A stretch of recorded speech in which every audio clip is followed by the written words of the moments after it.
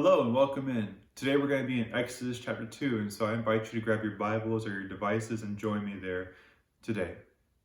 You know, in 2014, there was a movie that came out called Unbroken. It was based off a book that details the life of a man named Louis Zamperini. And Louis grows up in California. He becomes a track and field star. He even is so great that he competes in the Olympic Games in Berlin. But after that time, during World War II, Louis joins the Air Corps. And it's during that time, as he is a member of a crew out in the Pacific Theater, he is fighting for the Americans, that he and his crew are shot down in their plane over the Pacific Ocean. That plane crashes into the water, and then the survived, they get onto a life raft. And for the next 46 days of Louis' life, he and the remaining members of the crew are spent sitting on this life raft in what feels like a hopeless situation. And the situation is so traumatic that at one point he and his crewmates are attacked by fighter planes from the Japanese. They are coming down, they are shooting at his life raft. And so he and his crew members, they jump into the water, but they jump into the water only to find there are sharks that have been circling that raft. And so now they are dodging bullets from the sky and they are punching sharks in the face, just trying to survive. And for 46 days, the longest time any crew had ever spent adrift at sea, he survives. And one day he's rescued, but unfortunately, he's rescued not by American forces, but by Japanese forces. Which means that unfortunately, Louis and the one remaining crew member on his team are sent to a prisoner of war camp. And for the next 2 years of Louis' life, he has spent enduring physical, emotional, psychological abuse at the hands of these prisoners. It is a hopeless situation, a situation meant to break Louis and the rest of the prisoners. A hopeless situation. You know, as we open up the story of Exodus, it sounds very hopeless. As a reminder for us, Genesis, at the tail end of Genesis, Jacob and his family, they flee down to Egypt to avoid famine in the land because they hear there's food in Egypt. And it just so happens that one of Jacob's sons, Joseph, is second in command in Egypt during that time. And so they find themselves safe in Egypt and in a harmonious relationship with the Egyptians. And they spend the next approximately 400 years living in Egypt, growing from a small family into a tribe of people, a community group, a tribal group. And what happens is that over time, as things tend to do, they change. A new Pharaoh rises up in the land of Egypt, a Pharaoh who, it says, doesn't remember Joseph, doesn't remember Joseph and the wise counsel he gave to his ancestors. And so instead now, when this Pharaoh looks out on this people group, he doesn't see the family of a counselor to his family. He sees a nation rising up that is threatening to him and to his people and their power. It's troubling to this new Pharaoh. And so what does this Pharaoh do? Well, he develops a plan. He says, I will imprison and force into labor these Hebrew people. I will make them build cities for me. And during that oppression, they will phase out as a people group is his plan. But what happens is his plan actually backfires dramatically.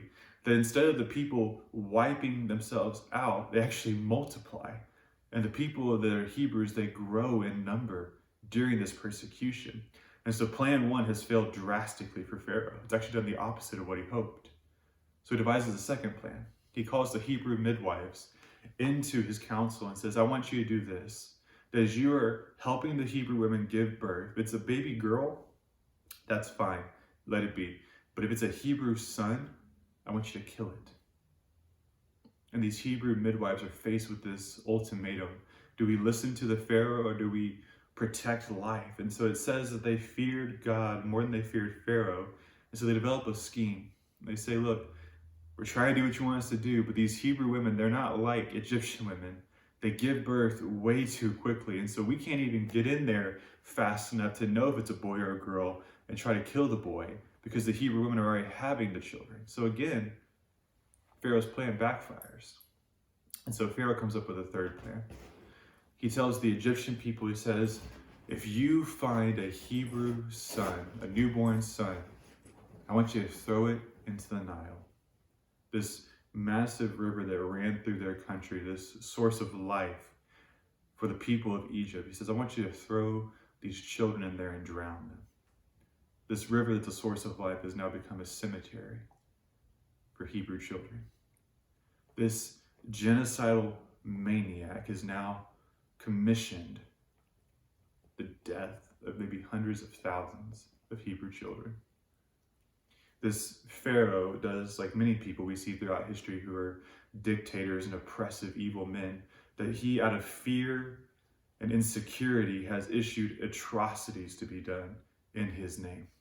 What a hopeless situation. What a situation that just feels so defeating. Could you imagine finding out you're pregnant during that time? Oh, the elation of pregnancy news, right? Like, oh my gosh, we're pregnant. I can't believe it. This is the most amazing thing that's ever happened. But then this instant dread just comes on you and says, well, what if it's a boy? What does that mean? We're going to have to throw our child into the Nile because Pharaoh said so?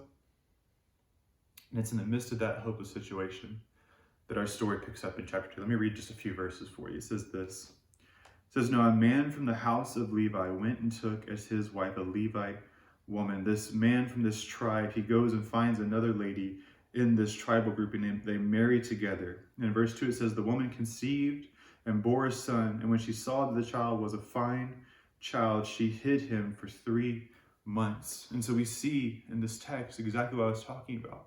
This man, this woman, they come together, they conceive and have a son. And I'm sure what elation comes on them when they first hear that news, but what dread then comes on them, reminded of the edict of Pharaoh. And so they conceive in their heart, they devise in their heart the plan to hide the child away. And there's a few interesting things that happen in this passage so far. The first thing is in verse 2, it says that the woman conceived and bore a son, which is a pretty inconspicuous phrase, right? That's how natural biology works. A woman conceives, she bears a son, that's how it works. But what's fascinating is that if you have been reading the Bible from the cover to this point, all the way through Genesis, you would have seen that when that phrase pops up, a woman conceived and bore a son, that something important in the story happens. We see this in the birth of Cain for Adam and Eve, that Eve conceives and bears a son, and they call him Cain. And a big part of the story happens. We see this in the story of Isaac being born, that Sarah conceives and bears a son for Abraham, and they call him Isaac. And a massive part of the story unfolds from that point. And so what it conditions us for is that when we hear that phrase, the woman conceived and bore a son, our ears should be perking up and alarms should be going off in our head because something big is about to happen.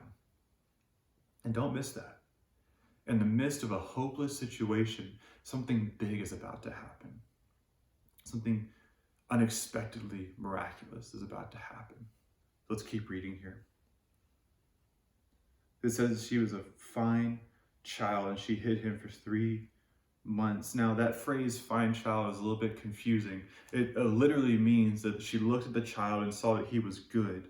Now that phrase doesn't imply that if she looked at the child and saw that he wasn't good or that he was ugly, well then tough luck, we're not going to hide you. That wasn't at all what was happening in that moment. What it means is that that mother looked on her son, and when she looked on him, she was so connected in love and compassion and protection for that son that she said, I can't let anything happen to him. It's that natural mother tendency, right?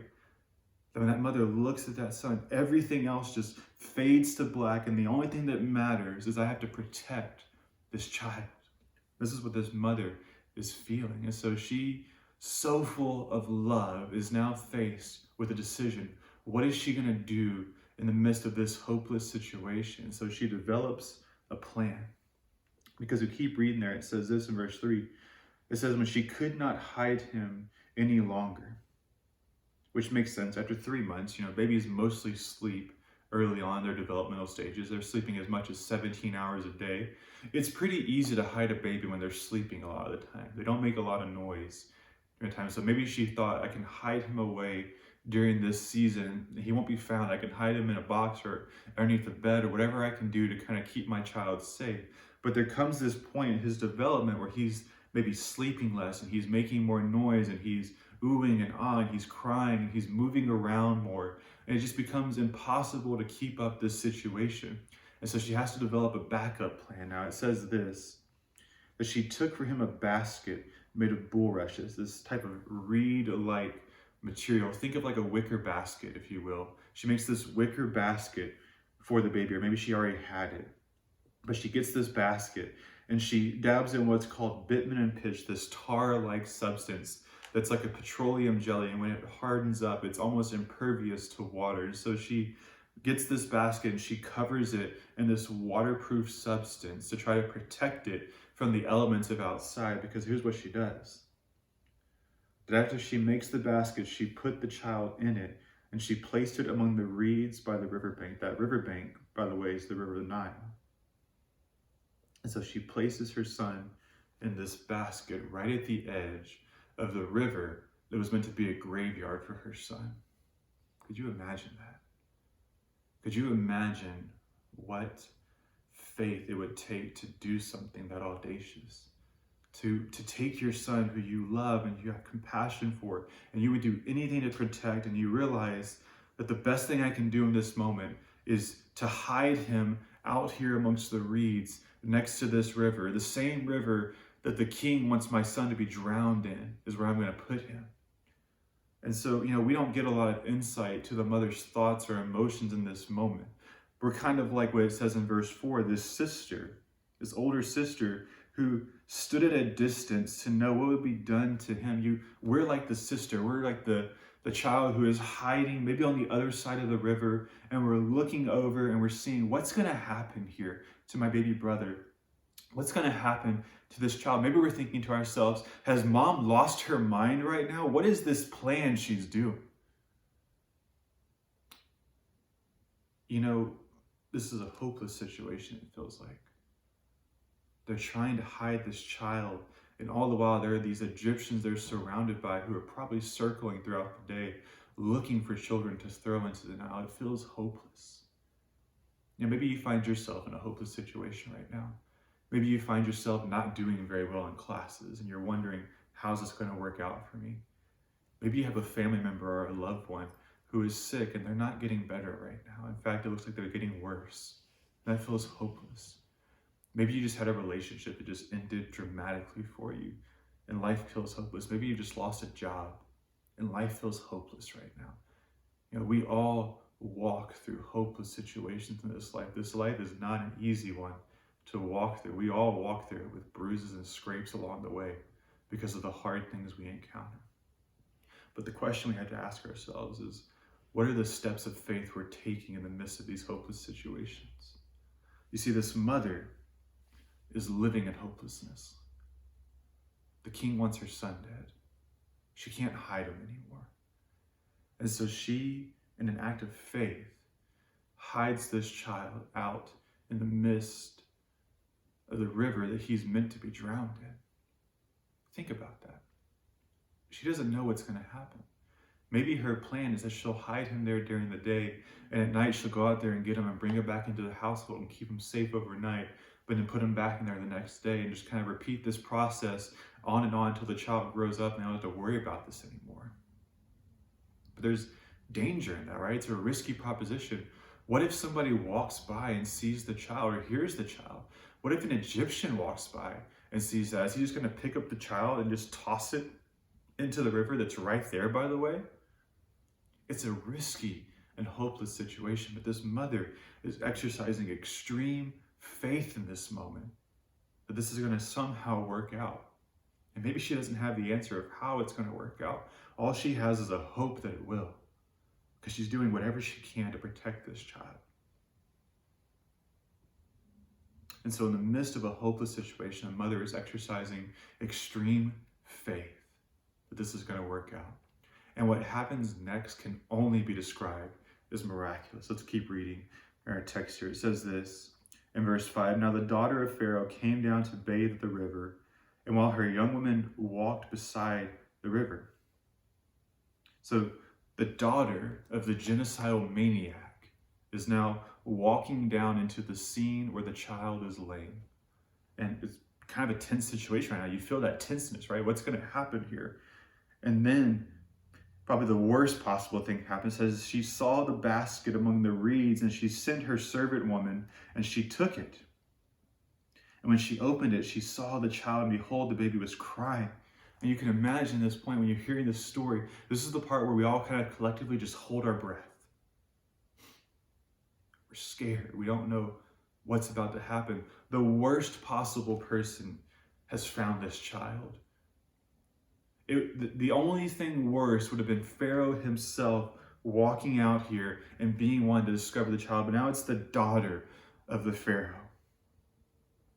Clearly she knows the law. Clearly she loves her father. She's supportive of what he's doing. And so we see that and we think to ourselves, it can't get worse than this. But here's where the story takes an unexpected turn. It says in verse 6 that she took pity on him. And she said, this is one of the Hebrews' children. She took pity on him. A woman who should have looked at this child with hatred and fear, instead looks on him with eyes of compassion and love and pity. She takes pity on him. What an unexpected turn of events. And so now we see in verse 7, it says, then his sister said to Pharaoh's daughter, his sister comes running up to Pharaoh's daughter. Her heart is probably beating 1 billion beats a second at this point. And she runs up to her and says, hey, I have an idea for you. Now notice this. She doesn't know Pharaoh's daughter's heart. She doesn't know what's going to be waiting in this conversation. She's running up, probably out of instinctual protection for her baby brother. She runs up to her with this plan, but this could have gone terrible. This could have gone terrible for the son, who could have been instantly thrown into the water. It could have gone terrible for the daughter, who's now approaching this royalty. We don't know the policies in place for how a child should approach after this woman. And yet she runs up to her, almost in an act of faith. And she says this, that shall I go and call you a nurse from the Hebrew women to nurse the child for you? And again, we're just waiting on bated breath. What's going to happen here? And something miraculous happens. Verse 8, and Pharaoh's daughter said, go. She didn't condemn her. She didn't throw the baby out. She said, go. Let's do this plan. And so the girl went and called the child's mother, who's probably freaking out in the moment, right? Can you imagine the daughter running home to mom and saying, Mom, Pharaoh's daughter found your son. What?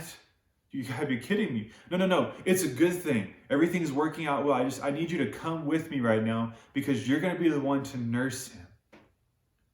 How could this be? What a miraculous turn of events. Are you kidding me? Let's go. And so this is what happens. Pharaoh's daughter says to her, to the mother, take this child away and nurse him for me, and I will give you your wages. And so the woman took the child and nursed him. And so in the midst of a hopeless situation, this mother's faith has brought her to this point now where she gets her son back. The son she placed in this basket at the edge of the Nile, at the edge of what should be the graveyard for her son, she now gets him back. He escapes death back into her arms. And here's where it gets really crazy. Not only does she get her child back, she gets her child back with the protection of Pharaoh's daughter now over her. She doesn't have to fear for her child's life and safety anymore because now Pharaoh's daughter has given her the stamp of approval and protection for her. Oh, by the way, the man who wanted your son dead, he's going to foot the bill for raising your son now. How miraculous is that? How unexpected was that? That's the last possible option we would have expected hearing this story. And yet something unexpectedly miraculous has happened here through this mother exercising this faith. And verse 10 says this, and the child grew older, and she brought him to Pharaoh's daughter, and he became her son. The son who was meant to be killed by Pharaoh is now adopted into Pharaoh's family. And she names him Moses because she said, I drew him out of the water.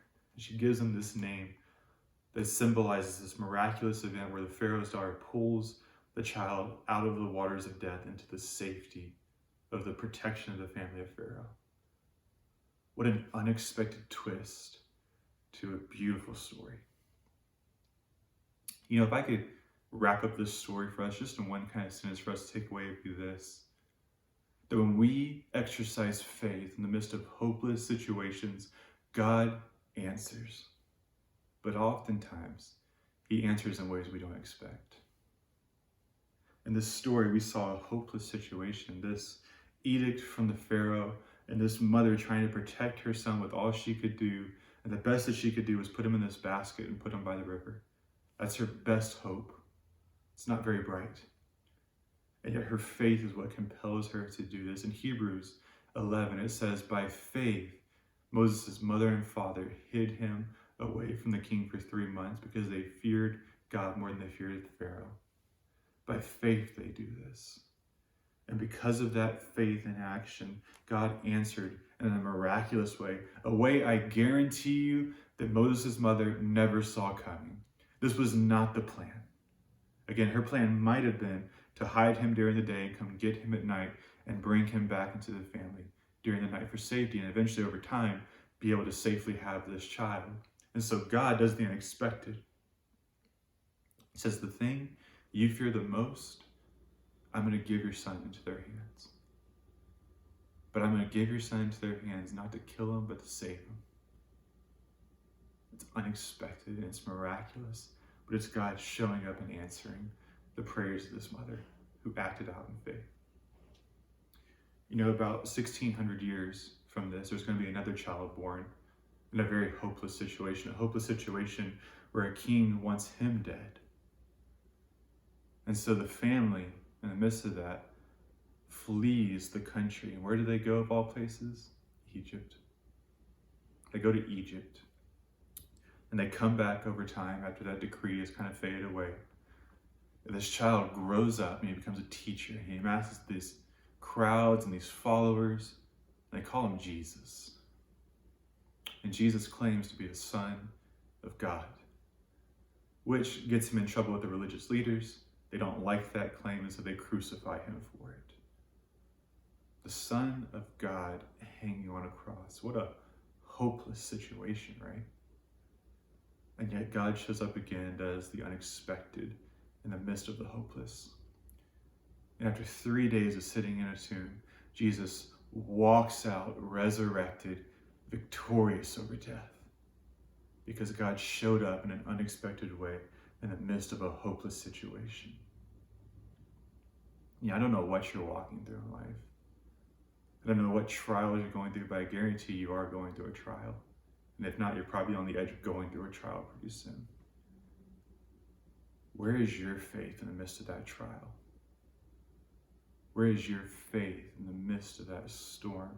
Because it's through your faith in God that he answers in miraculous ways. It's in our faith of holding on to God in the midst of uncertainty that we see him answer these things in miraculous ways for us. You know, the Bible paints a picture for us that is hopeless. It tells us throughout that we are sinful people. We are people who have rebelled against God. We have pushed God away. And because of that, we have this penalty on us. We have this rejection of God that's going to result in our death one day. It's a hopeless situation. And yet God does the unexpected in the midst of the hopeless. He says, when Jesus died on that cross, when he hung on that cross and he was placed in that tomb, that was for your sin, not his. He had no sin. It was for your sin and my sin. He hung on that cross. And yet he walked out in an unexpected way. He walked out of that grave 3 days later, victorious and paying in full the penalty that you and I owed. And now God comes to us and says, hey, by faith, if you will place faith in my son's work, you will be saved. I will take away that penalty of sin from you. I will take away the death that is promised to you because my son has already paid it. By faith, you can have that. But he does something even more expected. He says, not only by faith will you be saved, but by faith you will be adopted into my family, sons and daughters of the true King, God himself. What a miraculous opportunity that sits before us today. And that can be yours by placing faith in Christ. The option is there for you. You know, Louis Zamperini, eventually, after 2 years of imprisonment, is rescued from the prisoner of war camp by the Americans. And the movie, I would say tragically, ends at that point, because it ends with this great story of the human spirit, right? How this man could endure such travesties in his life and remain strong in the midst of that, unbroken. And it sounds really great. But the problem is that Louis does break. That Louis comes home from being a prisoner, and alcoholism and undiagnosed PTSD ravage his life to the point that he is waking up in these dreams at night. He's choking out his wife because he thinks he's an enemy. This man becomes broken because of the travesties that happened to him. And yet this broken man with a failing marriage and with psychological breakdown that he's sitting on the edge of, one day gets an invitation. Hey, this guy named Billy Graham is doing a crusade in LA. Would you come with us to hear him? Louis, not being much of a Christian guy, says, okay, sure, I'll come. And Louis sits in the crowd and hears Billy Graham talking about this man named Jesus and how he has come and lived a perfect life and he has died for our sins. And now he sits here wanting to accept you into the family of God. And Louis says, I want that. And so the man who was broken gets brought into the family of God. And God, over time, rebuilds this broken man. And Louis goes on to do amazing things, to be a fantastic speaker, to talk about forgiveness. He even goes to Japan looking to forgive those who tortured him. The broken man is made whole again because in the midst of a hopeless situation, Louis acted on faith and God answered his call. And it was unexpected. I don't think Louis thought when he was sitting there with Billy Graham that, hey, one day I'm going to go and give forgiveness to these people in Japan who tried to murder me multiple times a day. But God does unexpected things when we act in faith. And so for you in your unexpected, hopeless situation right now, what does taking a step of faith look like for you today? And would you take that step today? God bless you. God be with you.